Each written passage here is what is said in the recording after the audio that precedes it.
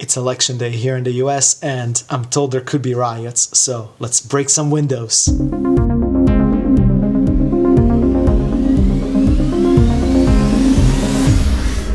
Hello, my name is Kaze and welcome to another Right Brain tutorial. So today is election day here in the US and I was gonna do some work and then I realized there's no way that I can get anything done today because I'm just too frazzled and stressed out and oh my god, what's gonna happen? So I thought, well, maybe I should try to get my mind off of the craziness that's coming out from all the news channels and all these other things by doing a tutorial for you guys. And as I was thinking about like what could I cover next, I remembered about this little job that I was hired to do. Let me show you like the visual effects shot. Okay, so this is the shot the way the client wanted. The nice thing about this shot is that it was shot on a tripod, so it doesn't move. So for all intents and purposes, it's just a still that exists over about like 3 seconds of footage. And what I did is, even though the client sent me the actual red file footage, I just brought that into Resolve and I exported myself a 16-bit TIFF so that I had, the full resolution of the image. I just didn't really need all these different frames. One question that I had, however, was what camera and specifically what lens did they shoot this on? Because I needed to kind of make a determination of how to match my camera in Houdini so that it would match the actual camera that they shot this on. And I asked the producer of course doesn't know, and he sent out a couple of emails and he talked to the DP and the DP couldn't remember what lens they used, but he said that it was shot on a Red Dragon. I'm like, okay, that's fine, don't worry about it. And I remembered about this free little program called F-Spy. I'm going to put like a link to F-Spy below and you should definitely check it out and download it because it can come in really handy for stuff like this. And what F-Spy allows you to do is to actually determine what the camera focal length is. Let me show you the F-Spy session right here. And this was like really, really simple on this particular shot. I mean, all I had to do is just the red lines are the X. So I just kind of lined them up with this horizontal lines. There's one here and one here. And then the Y are the green lines. I just kind of lined them up like this, one here and one here. And I basically had a solution for the focal length. So F-Spy came back with 74.29025 based on a sensor size of 36 millimeter by 24 millimeter, which is a standard full frame size. All right, so here we are in Houdini, and the very first thing I want to do is create a new camera and match it with the information that I have from my footage and from the focal length that we got from F-Spy. So let's do that. I'm just going to go here. I'm going to click New Camera. And the first thing I want to do is zero out my camera's position because I really don't need it to be angled or anything like that. And the next thing I'm going to do is I'm going to go under the view and I want to set up my resolution to match my final resolution of the frame. So looking at the footage, the resolution of the footage and then the resolution of the TIFF that I exported for myself is 4096 by 1716. Which is a, I think like a 2.4 to 1 aspect ratio. It's kind of like a widescreen aspect ratio in 4K. So the next thing I want to do is I want to set up my focal length and I also want to adjust this aperture to match what the aperture or sensor size was in F-Spy. So if we go back to F-Spy and take a look, we'll see that the sensor size is 36 by 24 and the focal length is 74.29. Now, the thing about Houdini is that we don't have a horizontal and vertical value for the aperture. I don't know why they call it aperture. It really should be called sensor size or sensor fit or something like that. They just give you, however, like the horizontal value, which right now defaults to this 41.4214. It probably has some sort of meaning that I would love for somebody to explain. But nonetheless, I needed to match the sensor that F-Spy was referencing, which was a 36 millimeter wide sensor. So I'm just going to type in 36 in the aperture value, and that should do the trick. And the next thing I want to do is, once again, go into F-Spy and reference the focal length, which right now is like 74.29025. I think just 74 will be fine. So I'm just going to type 74 in here. So what I'm going to do is I'm going to enable this background image, and then I'm just going to click on here and just navigate to my TIFF that I exported. and select that as my background image. And the nice thing about this is that it immediately brings me this full image of the frame as I exported into my camera view. Okay, so no matter where I turn the camera, this image is always going to stay put. And this is just a reference right now. It's not going to render this way at all. It's just strictly a way for me to kind of be able to line up my geometry so that it matches. The very first piece of geometry I want to do is actually a grid. I'm going to show you why in just a second. So I'm going to set up a grid. I just created a grid. We can't really see it. Let me dive in first of all, because right now the grid is horizontal. And remember, our camera is at the 0, 0, 0 point, so we're like dead middle in our frame. However, if I start kind of sliding the grid back, then you'll see that the grid appears in front of the camera. So the nice thing about having this reference image is that if I change the display from being flat shaded to wireframe, I now have all of these different points that I can use to line up to my scene. And one of the nice things, as I said, about this particular shot, which was completely random, but hey, like it works in my advantage, is the fact that it is basically a grid on this stained glass window. So it should make lining up my grid a lot easier. Alright, so after some trials and tribulations, I was able to kind of line up this grid to my image as close as possible. It doesn't have to be super exact, but it helps if it's in the general ballpark of where it needs to be. Now that I have my basic plane, and this is where I'm going to project my image of the full frame, I want to define a very specific range where I actually want to run my physics simulation and break this glass, because I don't really want to run the physics simulation on the entire grid. I just need this particular part of the image to break away. The client wants the brick to kind of fly into the church somewhere around this area. So what I'm going to do in order to do that is just going to go in my grid, and let's do this. I'm going to create a box. Okay, and it creates a box, and the first thing I want to do is even though like the horizontal and vertical dimensions are pretty close, I think this is probably like 1 meter across, these panes of glass. Right now the thickness is a little bit too much, so it's a lot too much, because ultimately it's going to be like glass thin. But for right now, I'm just going to put like 0.01 in the Z space.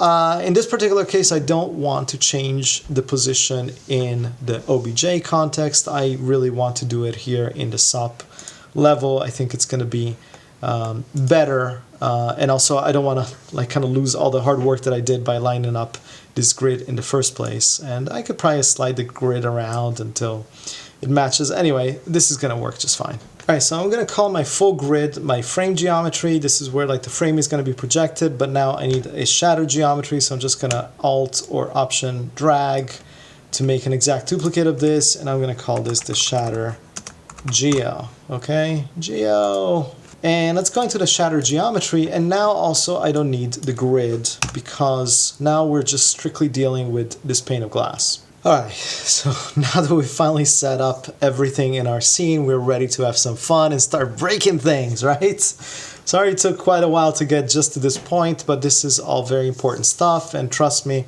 setting up your scene properly and having the proper camera and so on and so forth, it's going to pay off in a big way once you go out and render, because it's going to allow everything to kind of sit into your scene properly and match exactly what you're trying to do. So how are we going to break our little portion of the glass pane? The way we're going to do it is we're going to use this new set of nodes that Side Effects had included into the SOP network, starting, I think, with Houdini 18, maybe it was like 17.5. But this is a lot nicer than having to create a DOP network and then dive into it and then like kind of connect all the different pieces, parts of the source and blah, blah, blah. So let's do it. I'm going to create an RBD. I'm just going to type RBD. I want like an RBD material fracture. Okay, this is like a really, really fun node to have. So I'm just going to create this node right here. And then what I'm going to do is I'm going to connect my box, my pane of glass, into the very first input of this. And let's see here, we can probably go away from the camera and just kind of zoom in a little bit so that hopefully you can kind of see what this node is doing, it's pre-fracturing our object. And right now it's doing it in such a way that the material type is concrete, okay? And we don't want that. So thankfully we have this drop-down menu and we can pick different types of materials, and the one that we want is glass, which is really, really handy because it's gonna pre-fracture our pane of glass and it's gonna make it look like, you know, the glass has actually broken. Okay, so our glass is pre-shattered, and you know, we have like a seed that we can kind of like, you know, get different results from. And we can also kind of select how many scatter points if we want like multiple impact points and so on and so forth. However, in this particular case, the client of this project was very, very specific as to where they wanted their impact point, where they wanted the brick to shatter this window. Here, let's go back into the camera view. I'm going to go into LBJ context and temporarily kind of uncheck this so we can see a little bit better where we need the impact point. So this was done over frame.il. So the client actually kind of like drew specifically where they wanted the break to start happening and kind of like where they wanted the shards to kind of fly out from. And they kind of wanted it somewhere in this general area, like let's call it somewhere around where like the hand of Jesus is right now, okay? So how are we going to do this? How are we going to art direct the break so that it happens exactly where we want it? Well, the nice thing about the RBD material fracture is that if you look at the different inputs, the very last input right here, it says that it's an impact points for glass, or cutter geometry for custom, or extra Voronoi points for concrete. So in our particular case, we want an impact point. So all we have to do right now is to basically create an add node. And what the add node does is creates points. So we want one point that's gonna basically tell our RBD material fracture where our impact shatter point is. So I'm just gonna enable this guy right here. So we have 1 point exactly. And I'm gonna wire this into the last input of this RBD material fracture. And the next thing I want to do is, man, like I wish I could kind of zoom in a little bit more, but you know, hopefully you guys can kind of see. What I need to do now in the RBD material fracture is I want to tell it that under this impact points tab, not to scatter points arbitrarily. So I want to uncheck this, and now all my shattering is going to disappear, but rather I want to use input points. So I'm just going to check this guy on. And now you can see that we have a break origin that is centered exactly where my point is right here. And the nice thing about this is that I can change this and I can kind of like switch it all around. So here, let's go under like maybe like hidden line. Let's go under wireframe. Okay, so as we said, we want the breaking point somewhere around where like the Jesus hand is. So I'm just gonna take this guy and slide it a little bit down here, and I'm gonna slide it a little bit down here. So somewhere around here, okay? And if we go back to our flat wire shaded, we can see now that we have this impact point exactly where we want it. So this is really, really nice because it allows us to art direct our impact, our breakpoint exactly the way the director wanted it. So the next step is that we want Houdini to be able to calculate the physics property of all these shattered pieces. Because remember, right now, all we've done is just shattered some pieces on this piece of geometry, on this flat cube. And now we need to tell Houdini what to do with it. And the way that we're going to do it is we're going to type RBD once again, and this time we're going to choose the RBD bullet solver, okay? And what we're going to do is we're going to wire this so that the first input is coming in here, and we're going to wire this guy, proxy geometry, to the proxy geometry input right here. And for right now, we're going to leave the other inputs alone. There's this red input, which is the constraint geometry. We haven't gotten there yet, but we will in just a second. So I'm going to set my view flag on this guy, and now if I hit play, the glass falls down. It just kind of goes, it drops right down to the bottom. It just disappears. The reason why is because we have gravity now that is affecting our geometry, which is nice. However, the problem is that, you know, this piece of glass is literally like in space, so when I hit play, the gravity just acts on it immediately. And, you know, basically this thing just kind of falls down. As a matter of fact, I mean, if I create, let me show you here a little bit. Let me create another box, okay? Create another box. Let's make it actually like 2 by, very flat, by 2. And I'm just going to bring it down here, okay? And what I can do is actually I can kind of say, okay, let's call this a floor for right now, just for demonstration purposes. I'm just going to wire this guy under our collision geometry, okay?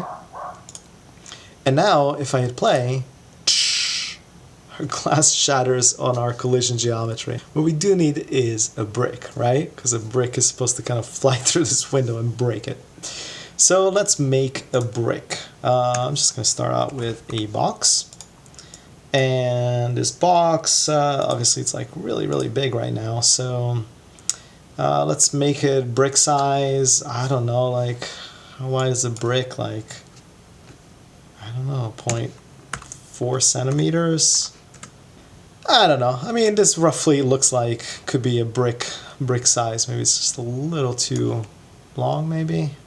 Let's make it 0.08. There you go. All right, that's close enough.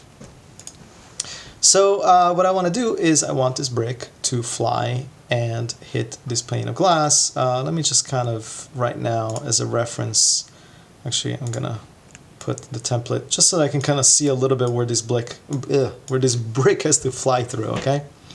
So here's our pane of glass that is pre-shattered, and we like our little shatter impact point. So first thing I'm going to do is I'm just going to slide this guy so that's roughly coming in about right where the impact point is, okay? So now all I want to do is literally just kind of bring it back. And actually, you know what? Let's do it this way. I'm going to create a transform node. So let's animate this brick flying through the window. Basically, we just need this guy to move through the z-axis. Okay, so it's going to come out like so. And one way we could do it is through the handy dandy $F, or as more recently I learned, even better than $F is using ampersand or the @ symbol and then frame. Okay. This is fine, but I think for this particular case we really don't need to do that. We probably want to control it a little bit better and more specifically. So I'm not going to do that. Let's reset this. Okay. I'm just going to do it like the old-fashioned way. So I'm just going to bring this guy back, maybe like -0.5. So that's like half a meter away. And I'm just going to hit Option to create an actual keyframe right here. And then, I don't know, maybe on frame, let's do frame 20. Just going to bring this out like so. Make it fly out to 1 meter. Once again, Alt or Option click, and now I have my 2 keyframes. So now I have this movement on the brick.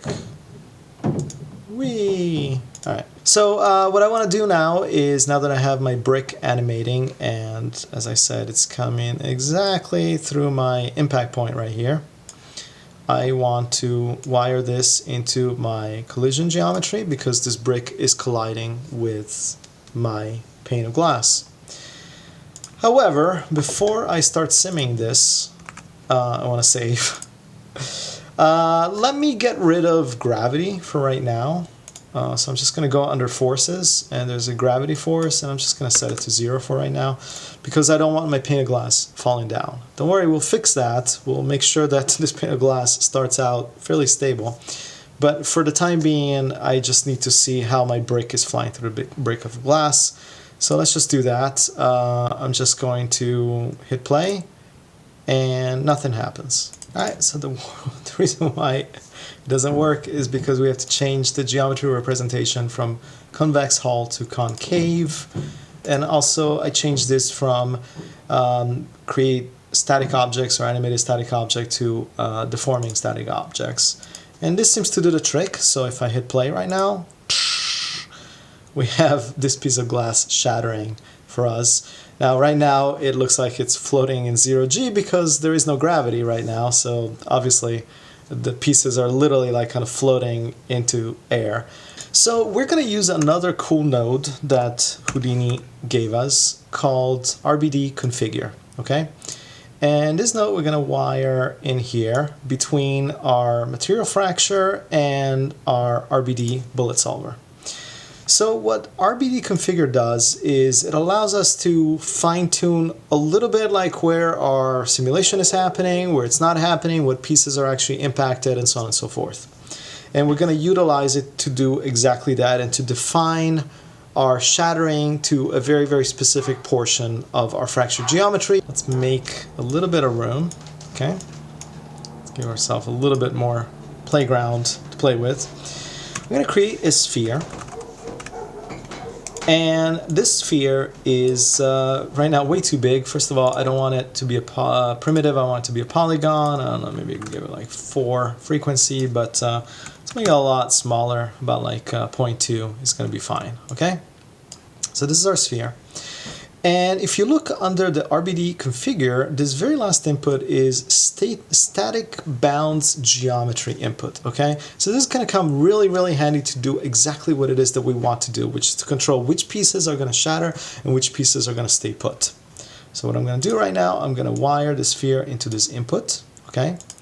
And if I click on here, right now I don't really see anything, and I need to kind of be able to get a rough idea of what what the sphere is encompassing. So first of all, I'm gonna like put the template flag on this guy, and I'm gonna go into the sphere, and I'm just gonna line it up a little bit more with our actual point of impact. Okay, so I'm just gonna slide it around here.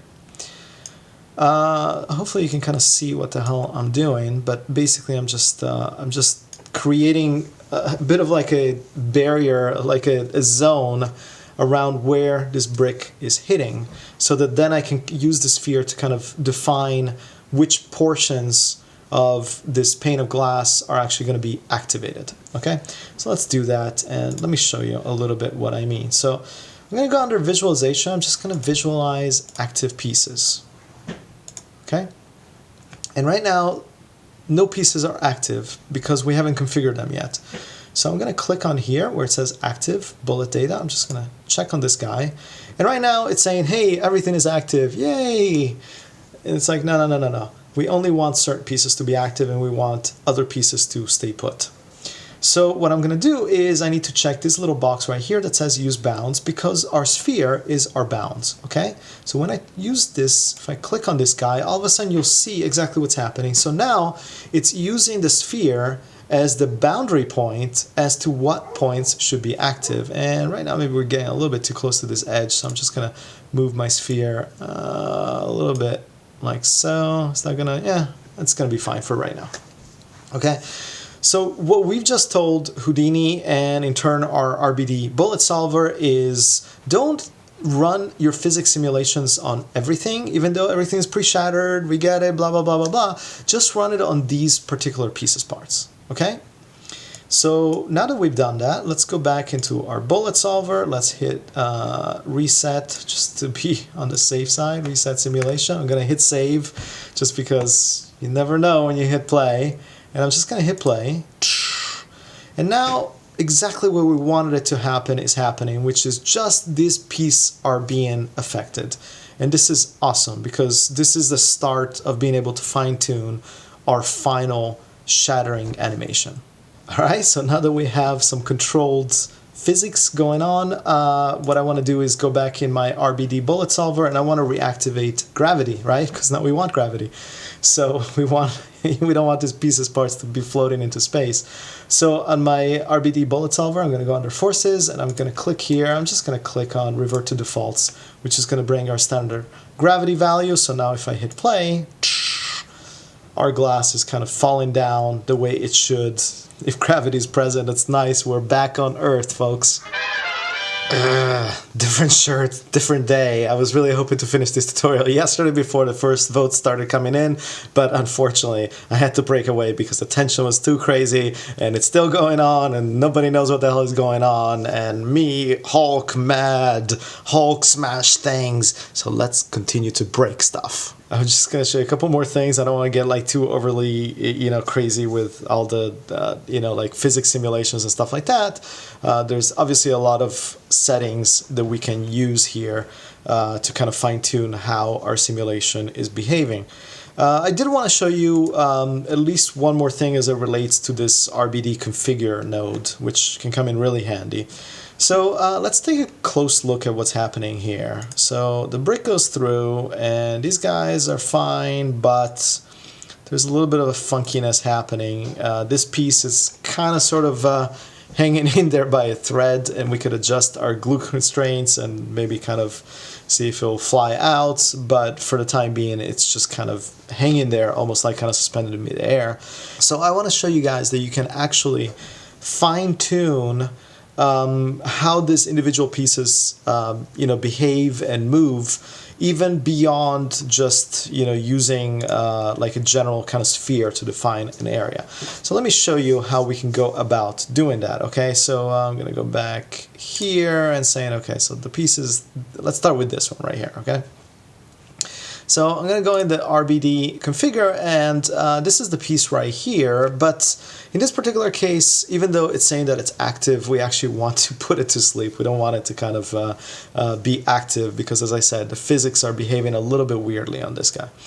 So what I'm going to do is I'm going to create another attribute. Right now we just have this guy that is using our bounds, but I can create another one. So let's create another one by hitting this plus sign. And what I'm going to do is I'm going to click on this arrow right here and then just go and select this piece. I'm going to hit enter or return. Okay, so now this piece is selected, and what we can see that we have like some additional kind of ways that we can kind of tell Houdini now what to do with this. And one of the things that I do want to do is I want to say I want to use the constraints and I want to pin it. Okay, so this particular piece is going to stay pinned. Let's see if what I just did worked. So now we're going to rewind. I'm going to hit reset the simulation just to be on the safe side, hit play, and boom. So this piece now, it's staying put, okay? Which is nice because, as I said before, it was kind of floating, undecided whether it wanted to fall down or not, and now it's just kind of chilling. Before we start adding any additional nodes, I also wanted to show you guys that in the RBD Configure, we do have some physical attributes on how the pieces can behave, and right now it's set to concrete, which is not correct, so I'm going to switch it to glass.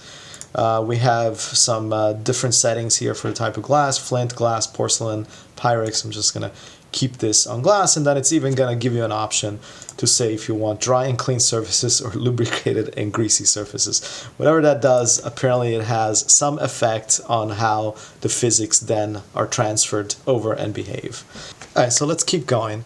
So in the RBD material fracture right here, we actually have like some constraint properties such as glue, how strong we want the glue to be, and concentric strength, and radial strength, and strength variance, and so on and so forth. However, we can also have access to another node that Houdini gives us, which is called the RBD constraint properties. And if we kind of wire this after our RBD configure somewhere in here, now we have some additional access to some of this kind of glue constraints and strength variance, and we can kind of like play around with this. I'm not going to go overly into it, but I did want to show you guys that this node does exist and gives you some additional properties regarding how your simulation is going to behave. Of note, there's also the fact that our RBD bullet solver also has some interesting parameters regarding simulation, particularly our ability to adjust the density of the glass or the stiffness or the friction of our bullet object, and collision also has some physical properties as well. And we can also kind of add some collision padding to our object, so it's as if we're kind of like expanding the size of the object a little bit. I'll show you what I mean. If I hit play right here, we basically have these pieces being blown out, and that's about it. However, if I expand the collision padding to say 0.5 and I hit play, we have now this lower piece that, I don't know if you remember, was staying stuck here. Now that piece is being blown out as well. One of the last things that I did want to mention about like the simulation as you're getting ready to configure everything for rendering is that right now our simulation is pretty light on the CPU, so I'm not too worried about it. But as you start getting into a lot more complex simulations, for instance, we have a lot more shards, pieces. I mean, I haven't even mentioned about all the different settings that you have in the RBD material fractures, such as chipping, such as like adding additional cracks. I mean, you can kind of go really crazy with this stuff. But it's probably a good idea as your simulation gets more and more complex to maybe cache to disk. And the RBD Houdini set of nodes gives us this really neat node here that's called the RBD IO, which is fundamentally a file cache node. And if we connect all our little connectors here so that we have full access to all the data that's being generated by the RBD bullet solver, you'll see that, we just have a pretty straightforward kind of file cache type of node. So we can kind of save to disk, we can, say what frame range we want to save. And then, of course, after it's been cached and saved to disk, we can click on the load to disk so that now every single time that it plays back the simulation, it's not actually having to recompute all of the frames of the simulation, but it can actually kind of just read the cache files from disk. So let's go back to my camera 1, okay, and we have still our little background image, but keep in mind that this background image is not actually rendering, right? We haven't applied any texture on this particular pane of glass, and and if I kind of set up, for instance, like 3D Light and say hit render on 3D Light, it's gonna give me this, which is just a black. I mean, it sees the geometry, but this is not good for us. We need to put a texture on it that matches our pane of glass so that it looks like we're actually kind of breaking the glass that was in the image. Okay, so here we are in the material context, matte context, where I created a 3D Light material builder. And if we dive right in, I just already created like a principal shader. And now what we want to do is we want to connect a texture, very specifically this texture of this frame, to the principal node. So I'm just going to create a texture node right here. I'm going to say that I want to load my TIFF that I exported from the red files. And I'm going to take and connect the out color both to the color, like our diffuse, and I'm also going to connect it to the incandescence because this is going to give us some additional ability of kind of fine-tuning what is being rendered. You'll see in just a second. So now that we've done that, we have our material. All we have to do is go under the shatter geo, create or connect our material that we created, which I called shatter geo, so that we have some matching names. And let's go in 3D Light. I'm going to hit render and see a little bit what it is that we're seeing. And we're seeing this craziness. Okay, so this is completely wrong.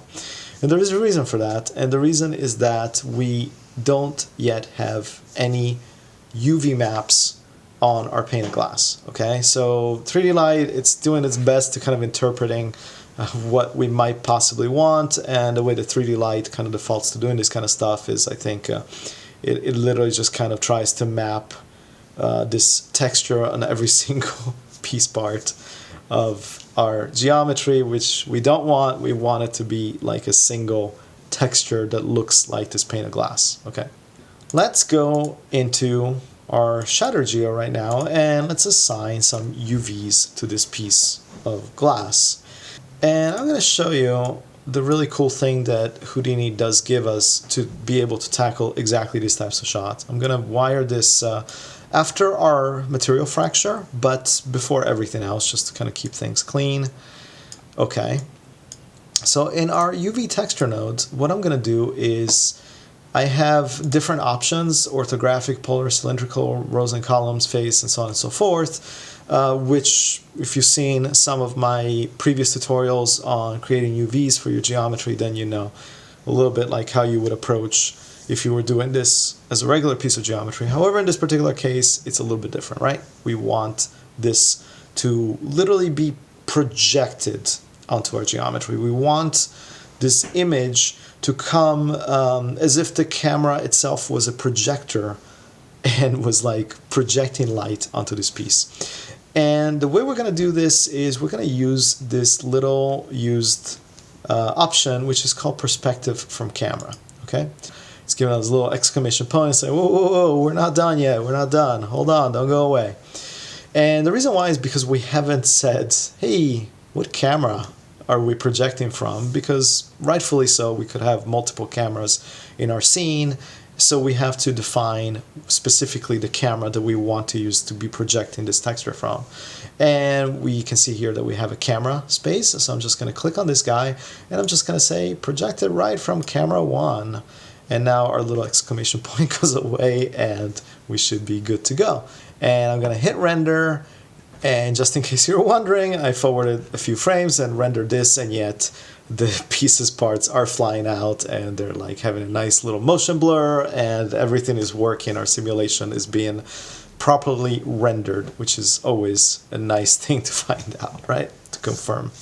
All right, but we're not done yet because we're missing a whole lot of other parts of our frame.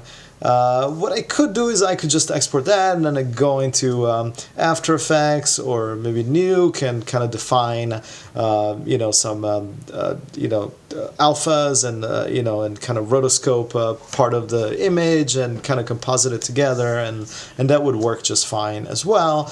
However, in this particular case, I'm being a little bit lazy, so what I want to do is I actually want to render the full frame as if no additional compositing is needed from this point forward. So let's get the rest of the pane of glass, or more accurately, the rest of the image that we need here, which would be this frame geo right here. So we need to do the same thing with this frame geo, and I'm just going to hit under the render tab, and I'm just going to basically point it to the same exact node, which is our shatter geo material.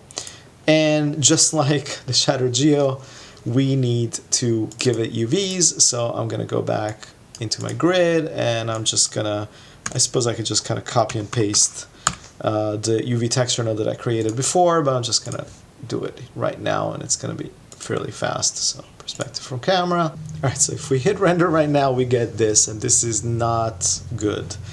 And I was kind of wondering, like, why in the world is my texture not sticking? I mean, I got like the proper UV texture node, I pointed it to the right material, we should be seeing the proper image right here, and we're not. And then I kind of like took a closer look at our grid that we created, that we used to kind of align it to our reference image. And I realized that like we are flipped, the normals are actually kind of facing the wrong way, and that's always a great recipe for disaster. So what I'm going to do here under the grid, I'm just going to flip it. I'm going to rotate it 180 degrees in the x-axis, which turns it like that. And that kind of solves the situation. And now if I hit render once more and bring up the 3D Light IPR, now we can see that we can see our full pane of glass in its full glory. Except we still have one additional problem here, and that is that we can also see, even though we have the pieces shattering away, right? You can kind of see the little pieces shattering away. The full glass behind it, it's still intact. And the reason why is because we have a full geometry here that's kind of overlapping on our shattering glass. So we need to be able to get rid of this, or more importantly, we need to kind of be able to punch a hole in here. So what I'm going to do is, before my UV texture, I'm going to save. I'm going to create a Boolean node. Bool. Okay. And with this Boolean, I'm going to connect the original box that I did not delete. Remember, this is our pane of glass. As a matter of fact, I'm going to make it a little bit thicker in Z-space, just to kind of make sure that we're covering all of our edges and stuff like that. So I'm just going to say go back to like 1 meter, so we have this cube, but it's in the right position. And if I put it in here, okay, so now we have a hole in our geometry of sorts, but the problem is that like the way the Boolean node is doing the subtraction is that it's also kind of preserving the sides of the cube right here, and we don't want that because obviously that means that like the rest of the image is also going to be projected back here, and that's not desirable at all. And I suppose I could go in and kind of delete it with a blast node, but rather what I'm going to do is simply switch my grid to another box, because I think that the Boolean node when dealing with I guess a solid object and a grid kind of creates this type of result. But I think if I feed it an actual solid piece of geometry for the rest of the frame, I think that's going to solve the issue. So let's find out. I'm going to create a box. We're going to connect it. Well, let's make this box, first of all, let's make it a lot larger so it encompasses our full frame. So I'm just going to say, let's do 10 by 10. Okay. And we definitely don't need it to be that thick. I'm just going to make it the same thickness as the pane of glass, which I think was 0.01. Okay. And what I'm going to do next is I'm going to connect it to the Boolean and check my results, and bingo, now we're getting a much better result. And what we're seeing is this craziness. What's going on here, and why does it look all distorted and weird? And I thought we did like the right projection from the right camera, and it's still giving us kind of craziness. So the reason why is honestly because we don't have enough geometry for the proper UV to be projected, properly, if that makes sense. So let's give it like a lot more geometry, and I'm just gonna match the same amount of polygons that we might have had for our pane of glass, which I think was 32 by 32. Put the view flag on this guy, hit render one more time, and see if we got it now. And all right, finally we're getting the result that we want, which is that our pane of glass is being rendered and it's shattering out, and the rest of the frame is also being rendered properly, so that now we can do a full render of this frame by frame and arrive at the desired result that we want. Alright, I think I'm gonna stop here. This tutorial's gone on long enough, but hopefully this gives you a good overview of how to use RBD nodes in the SOP context in Houdini, and how powerful they can be in allowing you to configure very, very specific kind of destructive forces and run simulations. Now there's a lot more nodes in the RBD collection, which we haven't even touched on, but I would encourage you guys to explore and try different things and see what they do, and that's typically the best way to learn. What I will also say is that I look forward to kind of diving into Houdini 18.5, where I hope that maybe there's been even more improvements on this workflow. So on that note, thank you so much for watching. I'll see you next time, and I'm gonna go find out what's happening with the election.